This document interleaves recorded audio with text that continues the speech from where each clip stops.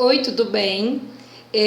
Hoje eu vim fazer algo um pouco diferente. Eu vim fazer uma reflexão na prática relacionado à anatomia e fisiologia do sistema nervoso. Então eu coloquei aqui alguns slides com perguntas, perguntas principais em relação ao sistema nervoso que eu vejo às vezes na prática, em sala de aula como professora. E aí eu trouxe essas perguntas para a gente poder discutir aqui um pouquinho, tá bom?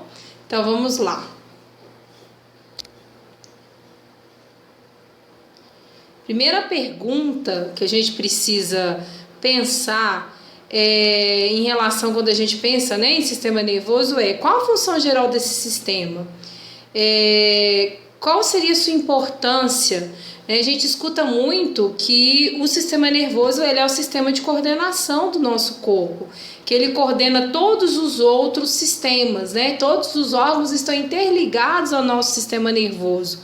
E ele é um sistema do comando, o sistema da organização, é o sistema da coordenação. Então, a primeira coisa que eu preciso pensar que esse sistema ele me coloca em ajustamento com o meu ambiente interno, ou seja, atividades internas que acontecem relacionadas às vezes à produção hormonal, a parte, por exemplo, das eliminações fisiológicas, das questões todas fisiológicas que ocorrem internamente, então do tipo reflexo de sede, a própria liberação dos hormônios lá no sistema endócrino, a liberação das enzimas digestivas no meu sistema digestivo. Então isso tudo é um controle de ambiente interno, né? A temperatura, o ajuste quando a gente tem, por exemplo, uma alteração de temperatura, da febre, controle de água, de sais minerais e assim sucessivamente. E quando a gente fala também de controle e ajustamento externo, que já seria aí o sistema nosso sensorial dos 5 sentidos que nos coloca em contato com esse meio ambiente externo através da visão, do paladar, da audição, do tato, e isso transmite todos esses estímulos e todas essas sensações para o nosso sistema nervoso. Então ele vai ser o responsável por fazer o ajustamento desses dois ambientes. Então ele consegue tanto identificar condições internas e externas, bem como também elaborar respostas que vão se adaptar a essas condições. Eu costumo muito falar com meus alunos que se eu sinto, um estímulo de sede, o que me faz, por exemplo, ter vontade de beber algum líquido, de beber alguma água? Às vezes os meninos falam assim comigo, assim, é só buscar um copo d'água, é só a gente beber água quando a gente está com sede. Mas vai muito além do que isso. Fisiologicamente, quando a gente sente sede, é porque a concentração do nosso sangue modificou. E se modificou, eu preciso de liberação de um hormônio, que no caso seria aí o ADH, produzido exatamente pela região hipotalâmica, que é na base do meu encéfalo. Então ele produz o ADH e o ADH consegue fazer o ajustamento da água, havendo ou não a necessidade de ingerir água, porque nem sempre às vezes a gente consegue ingerir, mas o organismo ele consegue fazer essa readaptação e consequentemente interfere aí às vezes na eliminação de água no suor, na transpiração, ou mesmo na nossa urina, na nossa diurese, para tentar então reter o máximo de água que a gente puder. Então mais ou menos deu para entender como são esses ajustamentos, Então quando a gente fala, por exemplo, em relação ao frio, eu sinto frio, que é um estímulo de frio, eu não vou buscar, por exemplo, buscar um agasalho e vestir o agasalho. Essa não seria a resposta, A resposta fisiológica da adaptação do meu organismo é colocar essa pele, esses vasos sanguíneos, esses pelos, essas glândulas anexas aí à minha pele para trabalhar em favor a gente reter então a temperatura e reter o calor para a gente conseguir então, por exemplo, se adaptar ao frio e assim sucessivamente, Então é um sistema muito amplo que trabalha com ajustamentos fisiológicos, trabalha com a parte comportamental, trabalha com a parte cognitiva, com a parte intelectual, com o ajuste das emoções, dos sentimentos, no nosso sistema límbico. Então o sistema nervoso ele é bem amplo, ok? A próxima pergunta que me fazem bastante é sobre qual tecido forma esse sistema nervoso. Nós temos um tecido formado por células nervosas. Então a gente fala que esse tecido é chamado de tecido nervoso. Lembrando os princípios, né, vinculados à histologia, um tecido ele é formado de agrupamento celular. E essas células elas precisam ter o mesmo formato e a mesma função. Então as células que vão formar esse tecido são as células nervosas. Quais seriam elas, né? Eu tenho então o neurônio, que a gente vê em foto, né? Então essa célula aqui representada é um neurônio típico, e daqui a pouco a gente vai entender porque que ele é um neurônio típico, que ele tem algumas estruturas específicas, e também tem as células da glia, que eu vou mostrar daqui a pouco, que são as células da manutenção e sustentação do meu tecido nervoso. Elas é que vão dar suporte para o meu tecido. Então o tecido nervoso é formado pelas células de captação dos estímulos nervosos, que seriam os neurônios, que são células extremamente sensíveis, aí são capazes de adaptar ao meio ambiente interno e externo, e as células da glia, ou células gliais, ou da neuróglia, que vão então fazer a sustentação e manutenção do tecido. Quando eu falo do neurônio típico, todo neurônio típico tem essas estruturas, ó.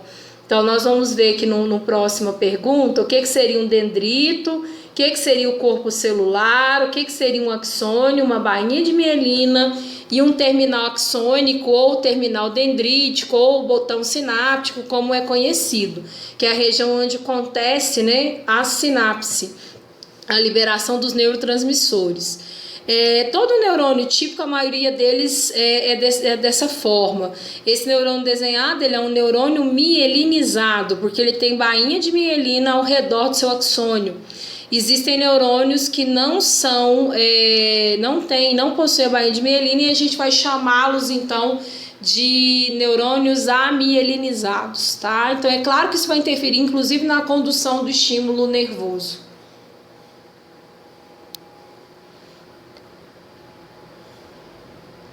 Então vamos falar um pouquinho desse neurônio? Então olha só, novamente tem a mesma imagem do neurônio, e aí nós temos as estruturas bem destacadas e o significado de cada estrutura. Então o neurônio típico, ele é formado por dendrito. Então o que seria o meu dendrito? Dendritos são essas ramificações que saem do meu corpo celular, que vão captar o estímulo. Então, o sentido da direção do impulso nervoso é do dendrito para o terminal axônico. Então, vocês vão perceber que ele vai percorrer toda essa estrutura do neurônio. Dendrito, corpo celular, axônio, bainha de mielina e o terminal axônico. O que eu chamo de corpo celular? Corpo celular é a parte mais globosa da célula, do neurônio, onde eu encontro o núcleo e as organelas citoplasmáticas. Tá? Então, a maioria das minhas organelas elas são encontradas no meu corpo celular. Lembrando que o neurônio é uma célula, né, comum, igual uma célula do nosso corpo, que é composta por membrana celular, citoplasma e núcleo, tá? Então, essa parte mais globosa, na imagem até mostra, né? Essa região aqui seria a região nuclear.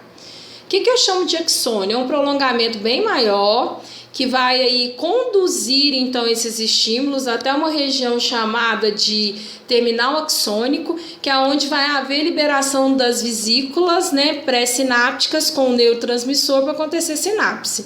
Então, esse seria meu axônio.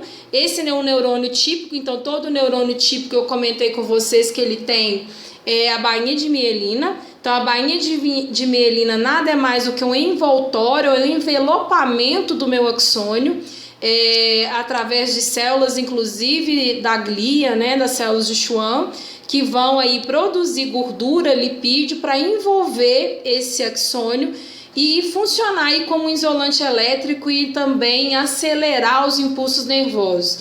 Lembrando que existem interrupções nessa bainha de mielina, então os pontos, nódulos que não tem os nós, né, que não tem bainha de mielina, é chamado de nódulo de Ranvier, tá? Então, esses pontos que é onde não tem bainha de mielina. E o que seria o terminal axônico? Ou terminal dendrítico ou botão sináptico? É o local onde vai acontecer a liberação então dos neurotransmissores numa sinapse química. Então essa região está até destacada aqui na imagem onde vai acontecer esse processo. ok?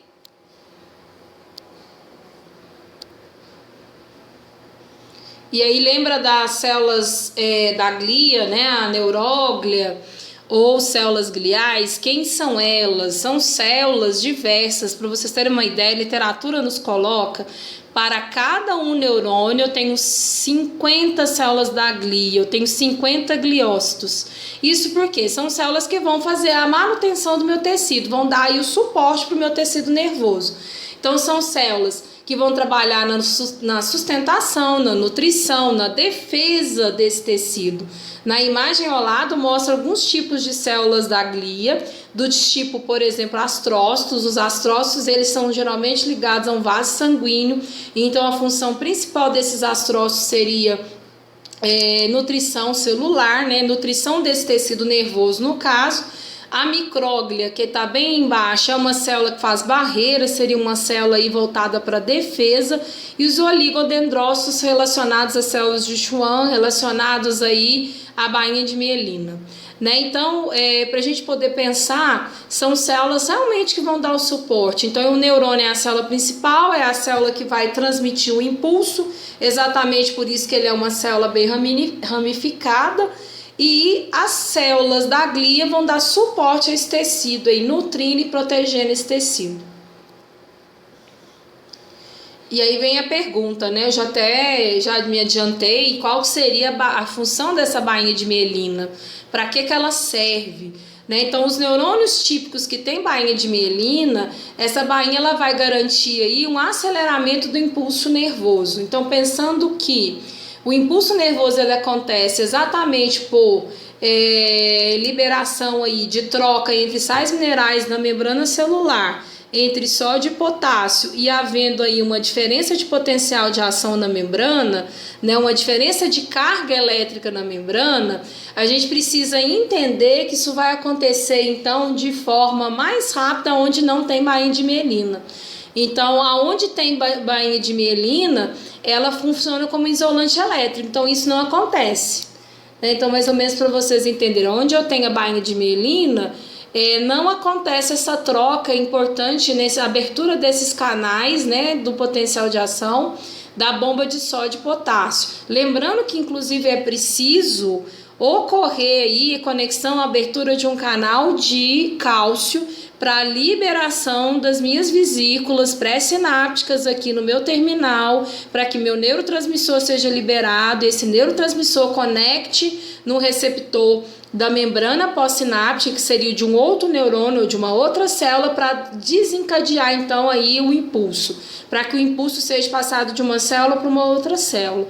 Então eu preciso de cálcio, eu preciso ocorrer essa diferença de potencial, que seria a despolarização e a repolarização, né? Então saída aí do meu sal mineral potássio, entrada do sódio, ocorrendo a inversão da minha carga elétrica na membrana, e com isso então eu tenho aí um estímulo sendo percorrido pela minha membrana neuronal. Lembrando que aonde tem bainha de mielina isso não vai acontecer. Então a gente percebe dentro dos estudos aí fisiológicos essa diferença de carga acontecendo, essa troca, esse potencial nos nódulos de Ranvier, ok? E aí eu tô falando de sinapse, né? O que seria sinapse? Sinapse é uma palavra, se a gente for olhar, ela tem a origem, né, etimologicamente do grego, então ela significa comunicação celular. Então um neurônio pode fazer conexão com diversos outros neurônios, ou pode conectar com o músculo, ou pode conectar com uma célula sensorial dos 5 sentidos, por exemplo. Então, ou pode conectar com uma glândula. Né? Então, esses neurônios eles vão fazer sinapse, que a gente pode classificá-las, na verdade, até como 2 tipos. Vou explicar por quê. A sinapse química e sinapse elétrica. A sinapse neuromuscular ela é um tipo de sinapse química. Por quê? Porque ela acontece envolvendo um neurotransmissor. Tá? Então, a primeira definição que a gente precisa pensar é que sinapse química ela acontece utilizando uma substância química, no caso chamado um neurotransmissor. Então, uma substância produzida pelo neurônio. E essa substância ela vai aí ou estimular ou inibir a atividade da outra célula em questão que esteja em comunicação com esse neurônio. É isso mesmo. Por quê? Porque existem neurotransmissores excitatórios e existem neurotransmissores inibitórios. Então, exemplo, a serotonina, acetilcolina são neurotransmissores, por exemplo, inibitórios. E em contrapartida, eu tenho aí excitatória, a adrenalina, por exemplo, a noradrenalina, a ocitocina, que seriam então neurotransmissores do cunho excitatório. É importante a gente entender também que no meu sistema, por exemplo, nervoso simpático, que eu vou falar, no sistema nervoso periférico autônomo simpático, ele é caracterizado por liberação de neurotransmissores excitatórios, né? Exatamente porque ele é um sistema que trabalha com estresse, com movimento, por enfrentamento. E já o outro, né, o sistema nervoso periférico autônomo parasimpático, ele trabalha com neurotransmissores inibitórios, do tipo, por exemplo, acetilcolina. Né? Então é importante eu entender que essas substâncias elas vão ser então produzidas pelo neurônio, vão ser liberadas lá no meu botão, no meu terminal axônico, exatamente na fenda sináptica, e aí o receptor da membrana do meu neurônio pós-sináptico vai captar, vai conectar esse receptor então com esse neurotransmissor, e aí eu consigo fazer então estimulação desse neurônio. Os cientistas eles conhecem já diversos neurotransmissores, alguns eu citei, mas a gente tem mais, tem endorfina, encefalina, temos dopamina. Então existem diversos neurotransmissores já descritos pelos pesquisadores, ok? E uma sinapse elétrica? A sinapse elétrica ela é uma sinapse que envolve, então, a despolarização e a repolarização. Não acontece na sinapse elétrica a ação do meu neurotransmissor. Não há necessidade de ter ação do meu neurotransmissor. Tá? Então, em alguns tipos de neurônios, potencial de ação vai se propagar diretamente do terminal, né, do neurônio pré-sináptico para o pós-sináptico. Então, eu não tenho intermediação aqui de neurotransmissor, tá? E sinapse neuromuscular é uma sinapse, então é uma ligação, né, uma comunicação entre o neurônio e entre o músculo, envolvendo, no caso, uma substância química, que seria a acetilcolina. Então, a sinapse neuromuscular, que é essa ligação de músculo e neurônio, ela é feita através de um neurotransmissor. Então, ela é considerada uma sinapse química. E lembrando que essa sinapse é importante para que aconteça, então, a contração muscular, ok? E aí a gente começa a entender agora a divisão anatômica desse sistema. Então, a pergunta 6 complete o quadro abaixo sobre a divisão do sistema nervoso. Então, nós sabemos que o nosso sistema nervoso é dividido em central e periférico. Então, o que é SNC? SNC, Sistema Nervoso Central. SNP, Sistema Nervoso Periférico, ok? Sistema nervoso central é dividido em encéfalo e medula espinhal. Aí vocês vão me perguntar o que é encéfalo, mas para frente tem até um slide falando, mas já adiantando a informação, são todos os órgãos encontrados dentro do meu crânio, dentro da minha calota craniana. Então, o sistema nervoso central, o encéfalo é alojado dentro do crânio, logo a minha medula espinhal é alojada dentro da minha dentro da minha coluna vertebral. Tá? Então lembra que é o eixo central, crânio, lá dentro eu tenho o encéfalo e a medula dentro da minha coluna vertebral. O que eu chamo de SNP? O sistema nervoso periférico. Então são as ramificações, lembrando lá da anatomia, lá do início, o que é a definição de periférico, de periferia? É aquilo que é afastado do centro do corpo. Né? Central é tudo que é próximo do centro. Periférico é tudo que é afastado, distante, longe do centro. Então, os nervos, eles vão sair do centro, da região central, e vão abranger a minha extremidade. Então, quando eu falo na divisão anatômica, eu tenho aí pares de nervos cranianos, que seriam aí 12 pares de nervos cranianos, que saem da minha região do tronco encefálico.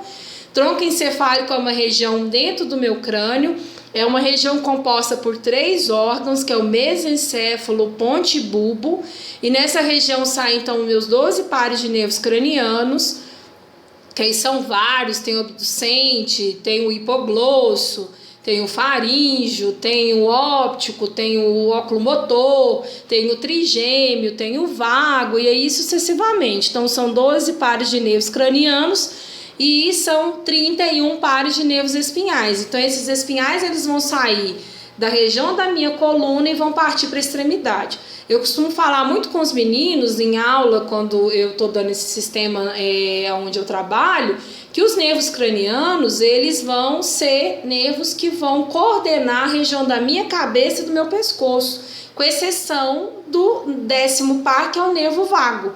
O nervo vago, ele é o único nervo craniano que coordena a parte do sistema cardíaco, respiratório e digestivo, gastrointestinal. Então é o único, mas os outros 11 pares, eles vão coordenar a face e meu pescoço. Então, movimentação, deglutição, né, relacionada à coordenação de músculos, de estímulos, né, sensoriais, então do olfato, da audição, da visão, né, então mais relacionado a essa questão do paladar. E os espinhais, eles vão então da minha medula para a região das extremidades. Então não só extremidades superiores, né, braços e pernas, mas sim os órgãos também internos. E aí a gente tem os gânglios, que são separados nos órgãos, e as terminações nervosas. Aqui nessa divisão anatômica a gente consegue ver melhor aí o que eu chamaria então de encéfalo.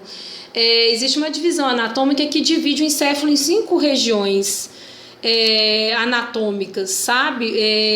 Eu costumo trabalhar com meus alunos sem ser nessa divisão. Eu já coloquei os órgãos de forma que são fora dessa divisão, mas vou citar exemplo. Telencéfalo. Quando a gente vê na anatomia, o encéfalo, ele é dividido em 5 regiões, e uma delas é o telencéfalo. O que eu chamo de telencéfalo? É o hemisfério, a metade então do meu cérebro. Então eu tenho hemisfério direito e hemisfério esquerdo, tá? Outro exemplo, meu encéfalo é dividido então em telencéfalo e diencéfalo. O que eu chamo de diencéfalo? Diencéfalo é a região do epitálamo e hipotálamo e hipófise, tá? Então é essa região que eu vou chamar de diencéfalo, e assim sucessivamente, né? Mielencéfalo, medula espinhal, por exemplo. Então divide o sistema nervoso nessas regiões. Aqui como que eu descrevo? Eu descrevo encéfalo, então que são os órgãos, o material nervoso, né, de tecido nervoso alojado dentro do meu crânio, que aí eu vou dividir em cérebro, que é a maior porção, né, que é a região maior, né, que compreende a grande extensão dentro do meu crânio, dividido inclusive em lobos cerebrais, que eu vou falar mais para frente. Tem aí mais de 40 funções distintas e descritas no seu córtex cerebral. Aí eu tenho o cerebelo. Mesencéfalo ponte-bulbo é caracterizado e conhecido como tronco encefálico ou tronco cerebral. Tálamo, hipotálamo, hipófise e pineal. Lembrando que hipófise e pineal são 2 glândulas, ok? Dentro da parte do sistema nervoso periférico tá aí, ó, os 12 pares de nervos cranianos e os 31 espinhais. Aí nós temos uma subdivisão que é no sistema nervoso periférico voluntário, né? Então voluntário eu tenho uma certa coordenação, então a única coisa no meu corpo que eu coordeno são os músculos esqueléticos relacionados ao movimento. Agora tudo que é musculatura lisa, né? Então bexiga, vasos sanguíneos, musculatura cardíaca, que é o coração, as glândulas, isso são estruturas, né? São órgãos controlados por um sistema involuntário autônomo. Então você já deve ter ouvido falar do SNP, Sistema Nervoso Periférico, autônomo ou involuntário, que ainda se divide em simpático e parasimpático, que são sistemas que trabalham de forma antagônicas, que mais pra frente eu vou explicar como que eles fazem, tá? Aí a gente tem uma imagem adaptada aqui do Atlas do Néter, que eu costumo trabalhar muito com os meus alunos também, que é aí algumas estruturas, né, anatômicas desse SNC, desse sistema nervoso central. Então, por exemplo, aqui, o que eu vou chamar de aqui, ó, seria então toda a minha região cerebral, né? Então aqui eu tenho um hemisfério, no caso esquerdo, tá? Então ele está dividido aqui. E aí o que eu chamo de 2? O 2 é as minhas meninges, nós vamos falar dela mais pra frente. Então tem membranas que vão proteger o meu sistema nervoso central. O que eu chamo de 3? 3 é a região de hipotálamo, tá? Então a região do hipotálamo. O meu 4 vai ser a região aqui onde a gente encontra a hipófise. Então tem até um vídeo aqui no canal que fala, por exemplo, do sistema endócrino. Eu apresento o osso esfenoide, né? Então aqui eu tenho a célula túrcica do osso esfenoide, onde eu encontro a minha hipófise. Então nesse vídeo em particular aqui que eu estou gravando sobre perguntas e respostas, eu não falo muito da hipófise. Se você tem curiosidade para aprender um pouco mais sobre os hormônios que ela produz e armazena, tem um vídeo aqui que fala sobre o sistema endócrino e com certeza lá vai ter informações referentes ao funcionamento hipofisário, tá? Ou da glândula pituitária, que é a mesma coisa, porque a hipófise é conhecida assim. Então aqui a gente só localiza ela nesse número 4. No 5 eu tenho aqui a minha ponte, no meu 6 eu vou ter aqui o meu bulbo, o bulbo raquidiano, né, que a gente conhece ele dessa forma também. O 7 é a minha medula espinhal, o 8 é o cerebelo, o 9 é a região de mesencéfalo. Então lembra que eu falei que mesencéfalo, ó, onde está o pontinho aqui vermelho, ponte. E bulbo é a região de tronco cerebral ou tronco encefálico, que é dessa região que vai sair os 12 pares de nervos cranianos.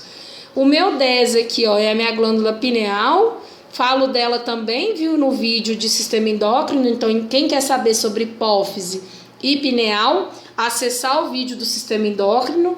E aqui o 11 é uma estrutura, na verdade, conhecida como corpo caloso, que é uma estrutura anatômica que une os dois hemisférios, hemisfério direito e hemisfério esquerdo. E o meu número 12 é a região de tálamo, onde eu encontro a aderência intertalâmica, ok? Então essas seriam as principais estruturas do meu sistema nervoso central. E falando em relação ao periférico, né? Se o central é a região onde coordena, onde recebe todos os estímulos de coordenação, a parte de raciocínio, a parte emocional, a parte toda relacionada a comportamento, o que o periférico ele tem como função? De uma forma muito resumida, ele é o que vai conduzir os estímulos. Então, geralmente, ele conduz os estímulos entre os órgãos que recebem os estímulos e liga isso ao sistema nervoso central e aos órgãos efetuadores, que são os órgãos que vão aí responder, né? Seriam os órgãos da ação. Então, o sistema nervoso ele funciona com ação e reação, estímulo e adaptação a esse estímulo. Então eu tenho órgãos que recebem o estímulo, tem órgãos que vão aí devolver uma resposta. Então geralmente vinculados aí à parte muscular e à parte glandular, tá? Então seria essa forma que a gente consegue manter essa homeostase corporal. E falando das meninges, vamos aí destrinchar um pouco mais sobre elas. Existem então 3 meninges. Essas meninges, elas são membranas de proteção do meu sistema nervoso central. Então isso quer dizer que elas são localizadas dentro do meu crânio, protegendo todo o meu encéfalo e a minha medula espinhal. Ela é formada de um tecido conectivo ou tecido conjuntivo. Então elas são 3, né? Então a gente vai ver que a gente tem uma externa, uma intermediária e uma interna. E essas membranas, essas meninges em particular, cada uma vai ter um papel específico. Neste desenho, deixa eu só acessar aqui a ponteira, olha só. Então eu tenho, geralmente, né, o couro cabeludo, eu abro o couro cabeludo, eu tenho o meu crânio. Eu abro o meu crânio, eu encontro a primeira meninge. Isso é a mesma coisa na medula, tá? Às vezes os alunos me perguntam em aulas em relação à punção lombar ou uma anestesia medular, né, uma anestesia regional medular. Então, exemplo, né, a raquianestesia, que o anestesista ou o neurologista, através de um dispositivo agulhoso, né, através de uma agulha, ele vai puncionar os espaços intervertebrais aí da coluna vertebral do paciente, e aí ele acessa a mesma coisa, ele vai perfurar, né, a pele. Aí vem a parte, no caso, não de osso, mas de cartilagem, que é o disco. E aí ele vai perfurar, por exemplo, se fosse aí a punção lombar e a raquianestesia, ele perfuraria a meninge. Tanto que, nesses procedimentos, por exemplo, a punção lombar, ele é um exame, né, diagnóstico para coleta do líquor, que é o líquido céfalo-raquidiano. Então, ela vai ser drenada. Vocês vão entender por quê, inclusive. É por causa da localização aqui. E a mesma coisa, por exemplo, quando eu falo anestesia na RAC. Quando se faz a raquianestesia, também extravasa líquor, né? LCR. Então é importante a gente entender aqui na anatomia. Então vamos ver aí essas 3 meninges. Olha, então abaixo aqui do crânio ou da minha vértebra, eu tenho primeiro a dura mater, tá? Que vai ser a meninge mais espessa, mais grossa, é realmente a meninge da proteção. Abaixo da dura mater eu tenho a aracnoide, que é uma meninge um pouco mais delicada do que a dura mater, é também branca, mas é um pouquinho menos leitosa do que a dura mater, e ela tem uma característica importante, que ela tem vilosidades aracnoides, por isso o nome, lembra teia de aranha, se a gente for ver aqui, ó. Então essas vilosidades, elas têm um papel super importante na absorção do líquor, né? Então mais para frente eu vou falar por quê, mas eu preciso manter equilibrada a produção e eliminação constante do líquor, senão eu aumento a produção dentro do meu crânio ou dentro da minha coluna. Então eu posso aumentar a pressão intracraniana, a pique, eu posso fazer uma isquemia cerebral, uma hipóxia cerebral, então porque eu comprimo o tecido, né, o tecido que é mole, o tecido nervoso contra uma superfície rígida, que seria o osso, então eu vou fazer uma hipóxia. Então eu preciso manter equilibrada a produção. Então vocês vão perceber que a aracnoide, ela tem esse papel importantíssimo no equilíbrio do líquor, né?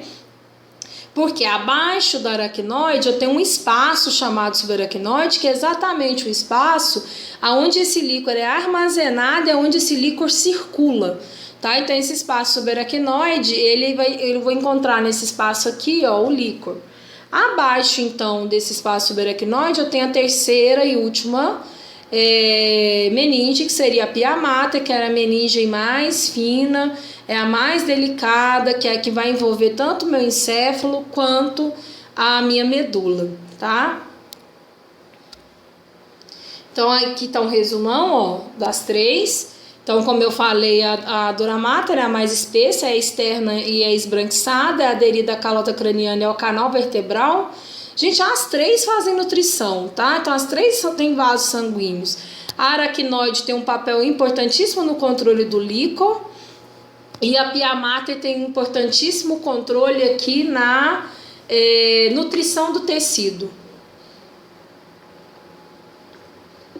Só beber um pouquinho de água, gente. Então, ela tem uma importante nutrição do tecido, tá? Então, ela vai, através dos vasos sanguíneos, nutrir todo o tecido nervoso e toda a parte do encéfalo e da medula. Então, olha só, numa craniotomia, tem uma foto aqui de uma craniotomia. Então, na craniotomia, que é a abertura do crânio, estão sendo removidas aqui as placas ósseas, né? Então vai remover a placa óssea para a gente acessar então a meninge. Então no próximo slide vocês vão poder ver, ó. Então essa meninge aqui, ó, a primeira, que inclusive foi recortada, né, aqui, ó, com bisturi, é a dura mater. Característica ser espessa, grossa e esbranquiçada, né? E aqui abaixo eu vou ter a aracnoide, que ela é mais fininha, esbranquiçada, leitosa também, e ela tem aí algumas vilosidades que vão absorver o líquido. E só depois eu vejo a pia mater. A mesma coisa, gente, na medula, tá? Eu encontro essas 3 meninges não só no meu encéfalo, mas na minha medula também. E olha só aí, vamos falar então do líquor. A gente até começou, né? Só que é importante vocês entenderem que o líquor, ele é produzido numa região e armazenado em outra. Então, eu tenho A produção do líquor, né, líquor ou LCR, líquido cefalorraquidiano. Então, ele é um líquido transparente, translúcido, aquoso, 90% de água, ele é proteico, tem pouquíssimas raras células. Ele é um líquido, como eu falei, translúcido e aquoso, inodoro. Então, o ideal é que quando se tire, né, o que a gente se espera de uma normalidade do líquido é que ele tenha essas características. Então, numa punção lombar, esse líquido ele mudou de cor, né? Você vê amarelo, você vê ele turvo, você vê ele esverdeado, marrom ou sanguinolento, provavelmente isso me demonstra alguma anormalidade, tá? Então, por isso que os médicos utilizam a punção lombar como exame diagnóstico ou para diferencial de diagnóstico. Então, às vezes, eles estão investigando alguma doença e usa ele como exame complementar, tá? Então, às vezes, a gente vê muito usado a punção lombar em infecções, né, suspeitas de infecções do sistema nervoso, então meningite, encefalite, é comum a gente ver solicitar. Eu já vi médicos solicitarem a punção lombar de pacientes oncológicos, então às vezes para diagnóstico diferencial. A gente vê, por exemplo, também pode ser pedido quando tem algum trauma, algum aneurisma roto, né, algum aneurisma que se rompeu. Lembrando que, para quem não conhece a palavra aneurisma, é uma dilatação anormal de uma artéria. Então, se essa artéria ela dilata de forma normal, então a gente tem, por exemplo, aqui, ó, um vaso sanguíneo. Então, vamos imaginar que ele dilatou, né? Então, a dilatação ela aconteceu mais ou menos nessa região aqui, ó. Então, ocorreu uma dilatação anormal e aí o fluxo sanguíneo que é intenso, e lembra que o fluxo sanguíneo, ele é, além de intenso, né, ele provoca uma pressão e aí ele pode aqui, ó, empurrar as paredes, né, dessa dilatação e vir a romper. Então, aneurisma é uma dilatação anormal de uma artéria. E quando eu falo aneurisma roto, é porque rompeu. Então, é claro que esse líquor, se fosse, por exemplo, um aneurisma cerebral, esse líquor ele daria sanguinolento, tá? Então, só para vocês saberem dessa informação.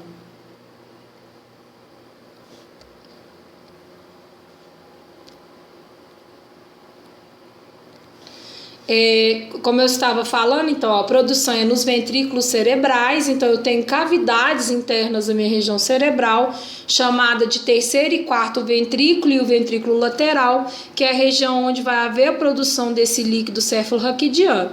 E ele vai ser armazenado no espaço subaracnoide, ele vai circular e ele vai ganhar aí uma veia que a gente tem aqui no alto da nossa cabeça, chamado seio sagital. Lá vai ser, ou veia sagital, lá vai ser absorvido e esse excesso de líquido ele ganha circulação geral para a gente eliminar esse excesso na nossa urina.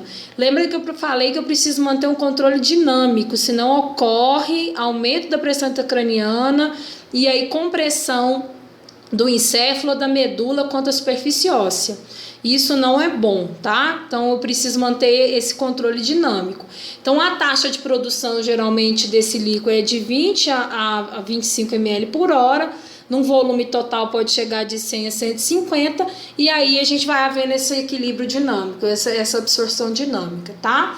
A função do líquor é ela faz a nutrição do sistema, então lembra que tem água, 90% aquoso, e tem sais minerais e algumas proteínas, e além disso ele funciona como um amortecedor do impacto ao sistema nervoso central. Eu já tinha até adiantado isso aqui para vocês aqui no vídeo, né? Então, o que seria aí encéfalo, a definição? Seria todos os órgãos alojados dentro do meu crânio. Então, nós temos um esqueminha que fala aí dos principais órgãos alojados dentro do crânio.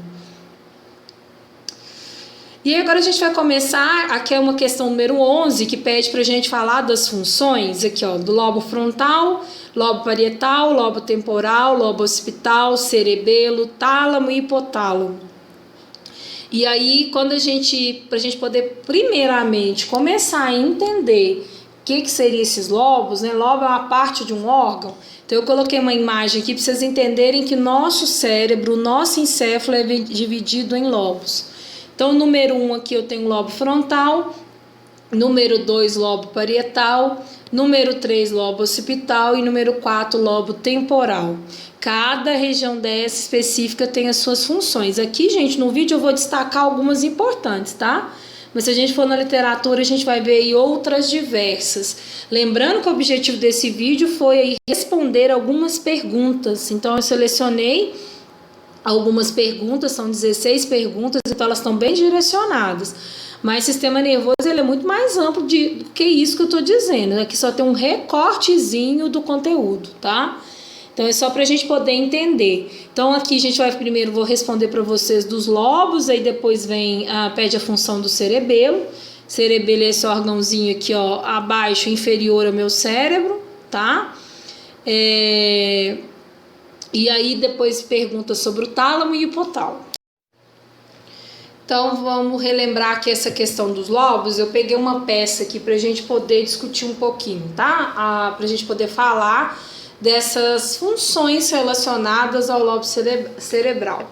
Então, primeiro ponto. Quem seria aqui meu lobo frontal, né? Então, esse dessa região aqui, ó, da frente. Então, aqui é a região frontal.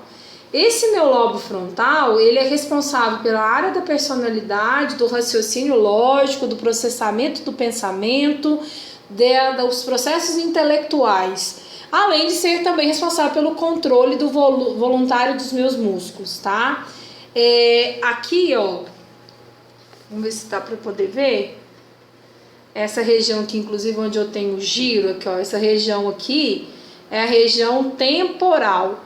A temporal, lembra que na região anatômica a gente vai ter a orelha, né? Nessa região como é o canal auditivo, então esse é o lobo temporal. O que o lobo temporal faz? Então ele é responsável pelas sensações auditivas e a memória, então relacionada à aprendizagem auditiva e visual, tá? Essa região. O que eu vou chamar de parietal? Então, lembrando, ó, então, o hemisfério, lembra disso? Hemisfério direito e hemisfério esquerdo. Então, eu tenho aqui uma metade, ó, então, do hemisfério. E nesse hemisfério, olha, então aqui eu tenho um lobo. Aqui é um lobo parietal. O que esse lobo parietal ele vai fazer? Ele é vinculado aí às sensações somestésicas. O que seria sensação somestésica? É as sensações vinculadas ao toque, ao tato, tá? Então, quando eu falo pressão, pressão de quê? Pressão do toque, do tato, né? Então, relacionadas à mudança de temperatura e também de compreensão da fala. E o lobo occipital, vamos lá montar aqui para a gente poder ver o occipital.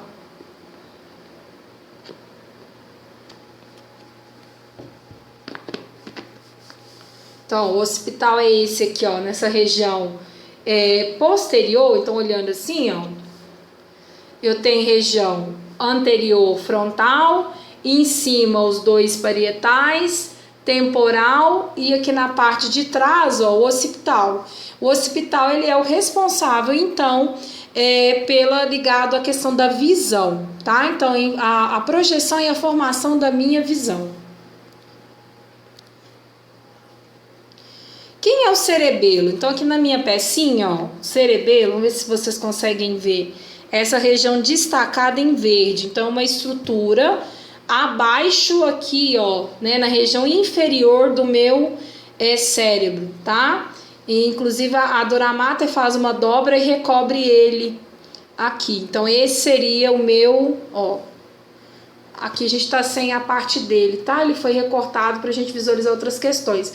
Mas esse verdinho aqui seria o meu cerebelo. O que o cerebelo faz? Deixa eu mostrar para vocês ele recortado. É para a gente poder ver. Ó. Então, a metade do hemisfério. Então, olha só. Então, eu tenho aqui o cerebelo. Vendo todas aquelas estruturas que eu tinha mostrado na outra imagem, né, quando a gente fala de sistema nervoso central, então eu tenho, ó, o cerebelo em verdinho, o corpo caloso, essa região aqui branquinho, no formato de letra C, que é exatamente o que vai unir meus dois hemisférios. Essa região de baixo aqui, ó, onde eu tenho aderência intertalâmica, tálamo, abaixo hipotálamo, e aqui seria a minha hipófise, ó, a hipófise está representada aqui, ó, Não sei se está dando para visualizar. Esse botãozinho seria a hipófise. E aí eu tenho aqui, ó, mesencéfalo, ponte e bulbo. Então esse aqui seria todinho branquinho, o meu tronco cerebral. E aqui eu tenho o meu cerebelo, tá? Na outra imagem que eu mostrei para vocês falando lá das regiões dos ventrículos cerebrais, então aqui eu tenho, ó, o ventrículo lateral, são esses espaços, ó, ventrículo lateral, tem o terceiro e quarto ventrículo, que é onde faz a produção do líquor, tá? Então, quem é o cerebelo? Mostrei para vocês, então, nessa imagem também dá pra gente poder ver aqui, ó, essa região do cerebelo. O cerebelo, gente, ele é responsável pelo meu equilíbrio e coordenação motora. Então, para vocês terem uma dimensão, ele consegue ter noção do posicionamento de todas as minhas articulações, tá? E o grau de estiramento da minha musculatura. Então, o cerebelo ele é responsável aí por movimentos de coordenação motora, movimentos de coordenação fina e grossa, e principalmente, por exemplo, assim, ações que eu preciso caminhar em linha reta, segurar um objeto com movimento de pinça, né, igual uma xícara, e escrever, andar de bicicleta, isso tudo aí é coordenado pelo cerebelo. Então, quando, por exemplo, eu tenho uma lesão cerebelar, ou um trauma, ou um tumor, a pessoa ela perde o equilíbrio, né? Não sei se vocês já ouviram falar da marcha atáxica, né? Ou que a gente fala marcha de ébrio. Então, o paciente ele exibe um caminhar, um andar, parecendo um bêbado, ele vai de um lado o outro, exatamente porque ele perdeu o equilíbrio. Então é uma marcha patológica. Então é muito exibido por pacientes neurológicos que tiveram alguma lesão no cerebelo. A gente chama isso de ataxia. Tá? Então é importante eu entender que ele vai coordenar tanto o meu equilíbrio quanto a minha coordenação motora. Quem é a região de tálamo? Vou pegar a peça aqui de novo para a gente poder ver aqui, ó. Então, região onde eu tenho, inclusive, a aderência intertalâmica. Então, tálamo. O que esse tálamo faz, tá? Então, vamos pensar em termos de função fisiológico. O tálamo, ele é uma região que recebe, né? Ele é associado ao córtex. Então, lembrando quem que é o córtex, é a parte mais externa do meu cérebro, do meu encéfalo. Então, ele tem comunicação com esse córtex. Na imagem aí também vocês dá para perceber aqui, ó. Então, esse tálamo é essa região amarelinha que vocês estão vendo aqui, e ele tem conexão com o restante dos meus lobos cerebrais, do meu córtex. Então, as informações dos 5 sentidos captadas pelos estímulos chegam até o tálamo, e o tálamo desenvolve aqui, ele distribui para a região de córtex, as regiões responsáveis específicas por interpretar aquela função, com exceção do olfato, tá? Então, essa imagem até mostra que o olfato ele vai diretamente para a região onde a gente tem a interpretação do olfato e não há necessidade de chegar no tálamo. Mas todos os outros 5 sentidos chegam, né? Então, por exemplo, aqui, ó, visual, né? O lobo occipital. Primeiro, o estímulo é captado pelos olhos, pela visão, e aí é levado primeiro para a minha região do tálamo para depois ser levado lá para a região occipital, que é onde faz aí a identificação. Então, tudo chega primeiro no tálamo para depois ele distribuir para as regiões específicas. Então, por exemplo, aqui, ó, se fosse no caso, a visão, né? Ela chega, capta aqui o estímulo da visão vai aqui para o lobo occipital, que é onde vai fazer a interpretação da visão, tá? Então, essa é a função do tálamo.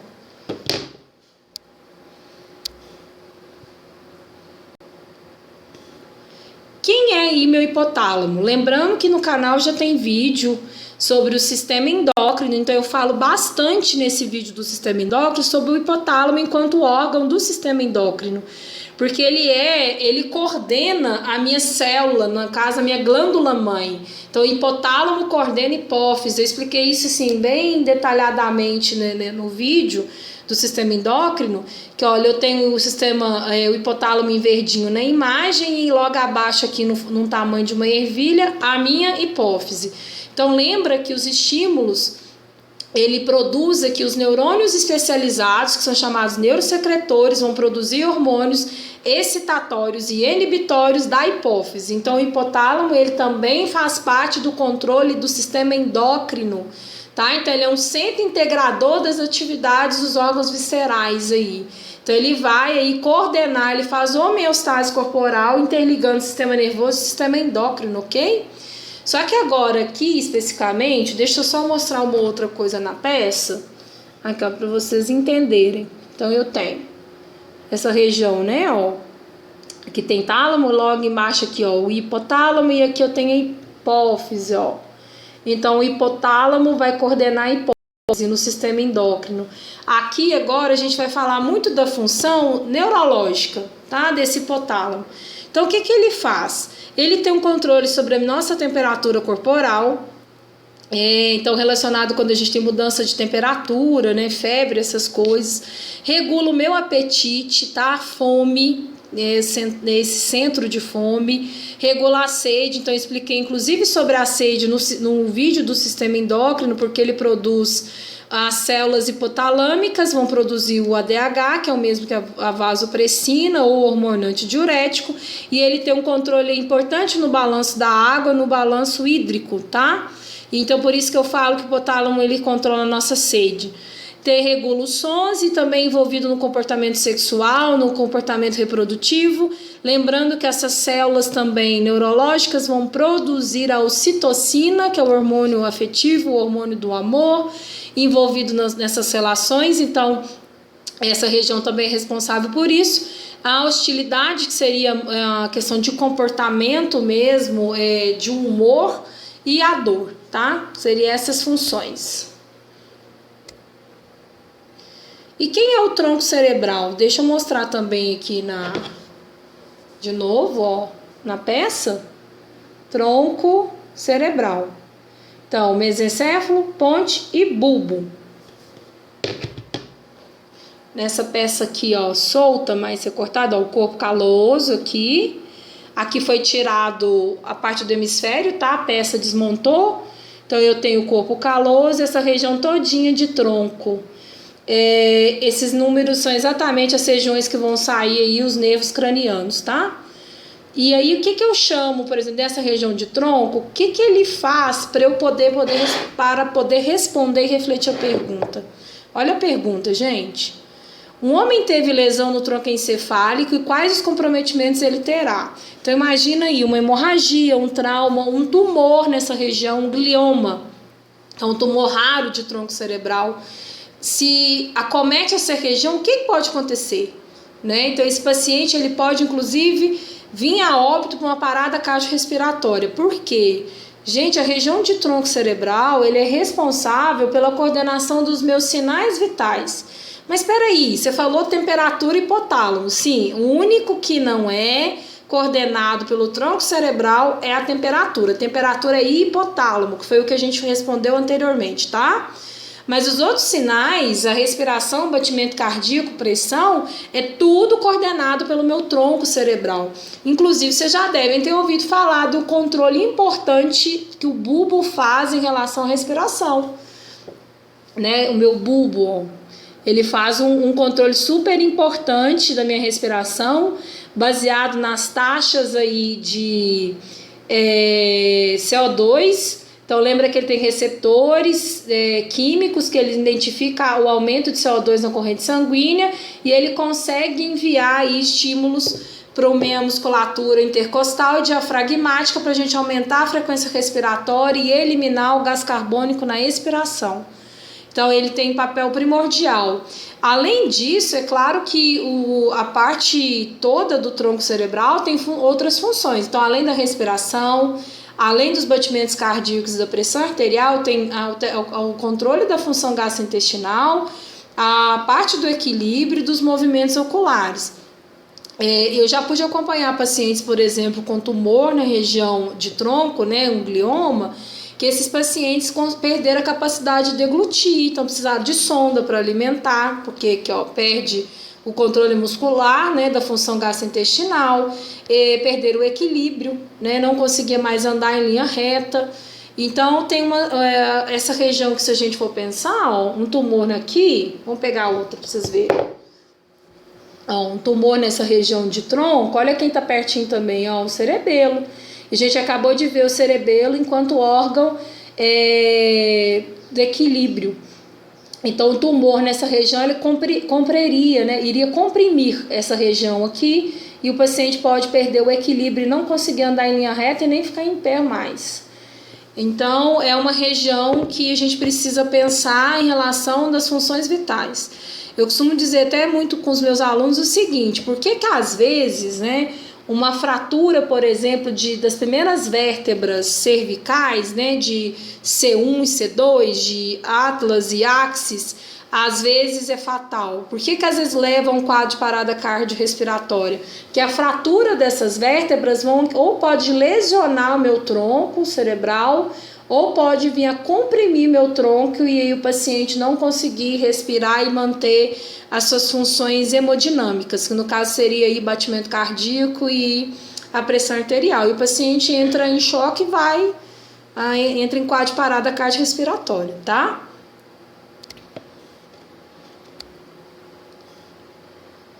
Aí vamos falar agora um pouquinho da medula, né? Quem é a medula? A medula, ela é um órgão, então, de mais ou menos aí de medida de 45 centímetros e vem desde a região, se a gente for pensar aqui, ó, assim que termina o meu bulbo, eu tenho a continuação da medula aqui, ó. Então, a medula, ela tem 45 centímetros, é alojada dentro da minha coluna vertebral e ela termina mais ou menos na altura da L2, tá? Então, da segunda vértebra lombar. E essa medula, ela é cilíndrica e ela é dividida anatomicamente em regiões. Então, eu tenho uma divisão aqui da região, ó. Eu tenho medula cervical, medula torácica e medula lombar. E lembrando que abaixo dessa L2 eu tenho filamentos de nervos, tá? Que eu vou chamar eles de caudequina, porque lembra crina de cavalo.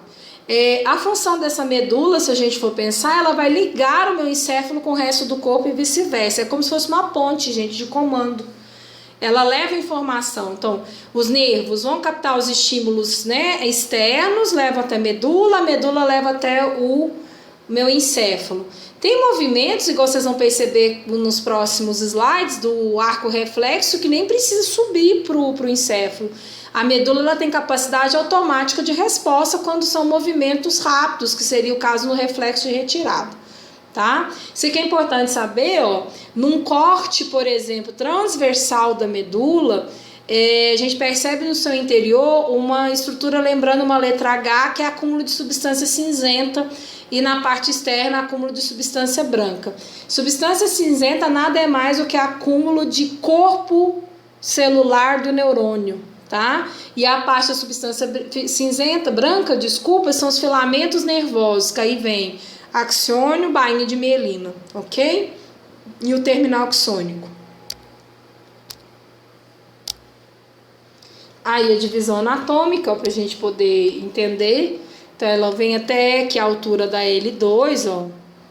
Abaixo daqui eu tenho filamentos de nervos que vão dar o nome de caudequina.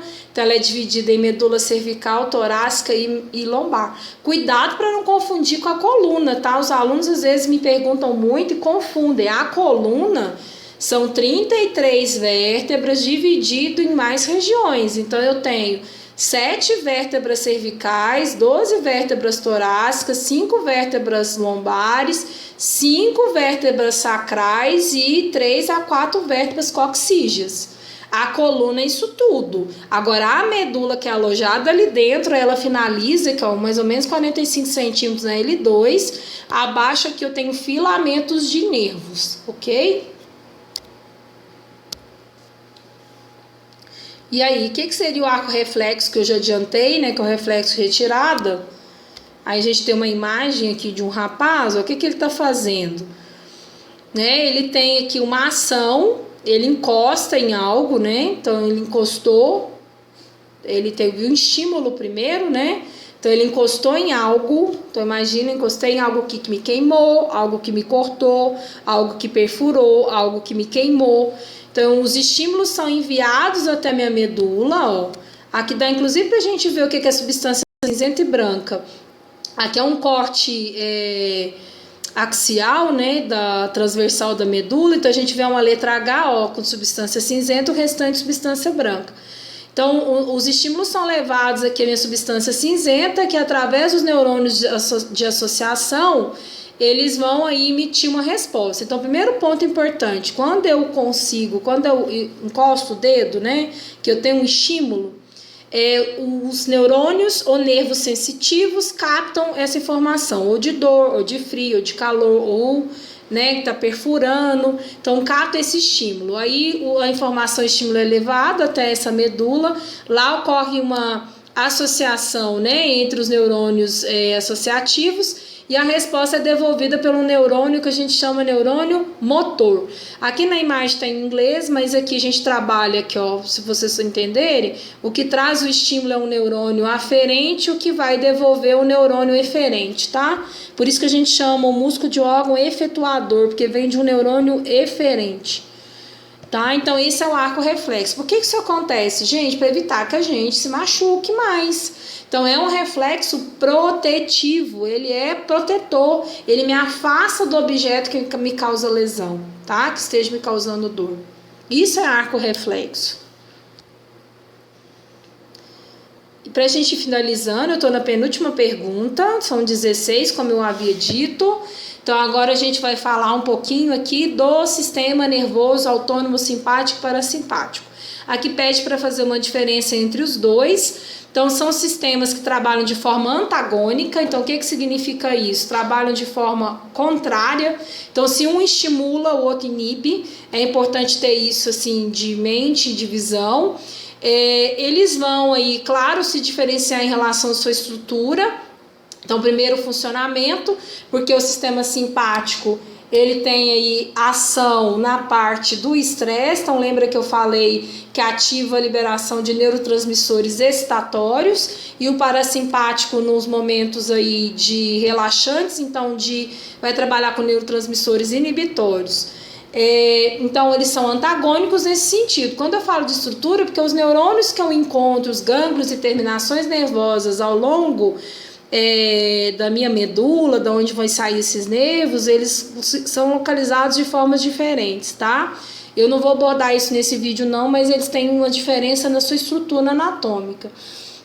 Aqui eu vou me ater muito em relação a essa questão da fisiologia mesmo, né? Que um vai mobilizar, então quando eu falo que o simpático ele mobiliza energia para as respostas do estresse, ele permite meu corpo responder ao estresse, ele sempre vai me preparar para como se eu estivesse numa guerra. Eu falo isso muito com os meus alunos, é como se eu estivesse batalhando uma guerra, que não dá tempo de eu comer, beber água, de ter suprimento alimentar. Então, meu organismo ele tem que prover isso para mim. Eu preciso ter raciocínio rápido, ações rápidas, atitudes rápidas. Então, eu sou preparado através do meu sistema hormonal, que aí entra o sistema endócrino também, e meu sistema nervoso, para que meu corpo consiga responder essas situações de estresse. Então, o que eu chamo de situação de estresse? Desculpa, uma prova que eu vou fazer, às vezes uma notícia que eu recebo, uma atividade que eu vou realizar, às vezes eu vou correr, fazer uma atividade física, um susto, uma sensação de medo, né? Isso tudo ele é interpretado pelo meu corpo como uma situação de estresse, tá? Ao contrário, a gente percebe no sistema parasimpático, que ele ele coordena atividades relaxantes exatamente ao contrário disso. Então, sempre quando o sistema simpático age num órgão e estimulando, vocês podem ter certeza que o parasimpático ele vai agir inibindo. Eu uma vez li num livro que compara o sistema simpático e parasimpático a um freio e ao acelerador do carro. Então, se um carro tem, por exemplo, só um acelerador, esse carro ele vai andar de forma desenfreada, vai bater em algo aí e pode acontecer algo pior. Né? E um carro somente com freio, ele não sai do lugar, ele não anda. Então, eu preciso de um equilíbrio entre os dois. Mais uma vez, a palavra homeostase. Então, eu preciso ter equilibrado a questão do ir, né, de enfrentar, e às vezes o momento de parar, o momento que a gente interpreta como relaxante. Então, eu preciso ter isso em mente. Agora, não posso colocar como regra que sempre o sistema nervoso simpático é estímulo. Vocês vão ver num quadro que eu vou apresentar aqui que tem hora que ele inibe. Quer ver um exemplo? No momento de estresse, as minhas pupilas vão dilatar para aumentar meu campo de visão. Porém, eu tenho inibição das minhas glândulas salivares. Então, mesmo no momento de estresse, eu não ativo produção de saliva, eu inibo. E é claro que se no sistema simpático, no momento de estresse, eu vou inibir a produção da minha saliva, no parasimpático eu vou estimular. Então é só pensar que se no simpático ocorre uma estimulação, ou uma ação de estímulo, ou uma ação de inibição, o parasimpático vai fazer o contrário que aconteceu no simpático, tá? Vocês vão entender pelo quadro que eu vou mostrar. Só que vamos ver o quadro primeiro? Antes de ver o quadro, vamos responder essa pergunta aqui, vamos ver lá. Olha só, é uma pergunta fechada e ela fala o seguinte: em algumas situações cotidianas, o nosso sistema nervoso periférico autônomo é ativado. Sobre isso, marca a alternativa incorreta. Então, letra A. O sistema nervoso periférico autônomo simpático promove vasoconstrição periférica, então constringe o meu vaso e minha pressão arterial sobe. Correto. Tá? Então, no meu sistema nervoso simpático, em situações de estresse, a minha pressão eleva por causa da vasoconstrição. O calibre do vaso diminui e a minha pressão eleva, tá? Porque interfere na resistência periférica do vaso, interfere no fluxo. A letra B. O sistema nervoso periférico autônomo simpático, ele é ativado em situações de estresse, prepara meu corpo ao enfrentamento ao problema, buscando soluções. Por isso a minha pupila dilata para aumentar meu campo de visão. Corretíssimo, falei isso agora há pouco. Então amplia meu campo de visão para eu enxergar melhor, tá? Para captar a luz e a luz entrar. Letra C. O sistema nervoso periférico autônomo parasimpático promove inibição das glândulas salivares e o peristaltismo em situações relaxantes. Essa aqui vai ser a nossa afirmativa incorreta, tá? Então, no parasimpático ativa as glândulas e vocês vão perceber que acontece o contrário no peristaltismo intestinal. Peristaltismo, para quem não sabe, é a contração involuntária do trato gastrointestinal, tá? D. Sistema nervoso periférico simpático estimula a contratilidade cardíaca, aumenta a frequência cardíaca, além de propiciar a quebra do glicogênio no fígado, porque ativa glucagon. Para quem não conhece o funcionamento do glucagon, vídeo do sistema endócrino. Vocês perceberam que só hoje eu usei 3 informações do vídeo do sistema endócrino, né? Disponibiliza a glicose para o sangue de forma mais rápida. Então, a letra D, correta. Tá? Então seria incorreta nossa aqui, se fosse para a gente poder marcar a letra C, tá? A letra C que é a incorreta. Vamos conferir agora no próximo quadro? Olha o quadro. Então vamos lá, a gente vai finalizar com o quadro, tá? Então, simpático, momentos de estresse, parasimpático, momento relaxante. Então, se eu tenho minha pupila sendo dilatada no estresse, no relaxamento, no parasimpático, ela é contraída, tá? Glândula salivar é inibida no simpático, ativada no parasimpático. Coração, a gente já aprendeu lá na questão que aumenta os batimentos no simpático, diminui os batimentos. O pulmão, gente, faz uma broncodilatação, tá escrito errado, as palavras me perdoam, broncodilatação, e aqui é broncoconstrição, tá? Erro de digitação. Então, broncodilatação, dilata o brônquio, o ar entra e aumenta a frequência respiratória. Aqui, bronco constringe e aí o ar não consegue entrar, ok? Na parte, por exemplo, do fígado, eu tenho ocorrência de liberação de glicose exatamente pela ativação do hormônio glucagon, tá? Então, faz aí a liberação. Aqui inibe a liberação de glicose, na suprarrenal, no momento de estresse, libera adrenalina, que inibe a adrenalina. No intestino, no simpático, inibe o peristaltismo, no parasimpático ativa. No simpático, dilata a bexiga, no parasimpático contrai. Aumenta a produção do suor no sistema simpático, no parasimpático diminui. No vaso sanguíneo, que faz vasoconstrição no simpático e vasodilatação no parasimpático. E no sistema reprodutor, ocorre a ejaculação e contração vaginal, no caso do pênis, a ejaculação e a contração vaginal no simpático, e a ereção dos genitais ou parasimpático. Então não é só pênis não, teria que aparecer aqui sistema reprodutor masculino e feminino, tá? Porque tem ação nos dois. Gente, então era isso mais uma vez que eu queria trazer, espero ter contribuído para as nossas discussões. Eu quis hoje trazer em forma de pergunta e resposta para ficar mais didático, já que é um sistema amplo, complexo, então eu decidi fazer dessa forma para trazer as informações mais direcionadas, tá? Então fique atento que em breve nós teremos mais informações não só no meu canal do YouTube, mas em todas as minhas redes sociais, tá bom? Até mais!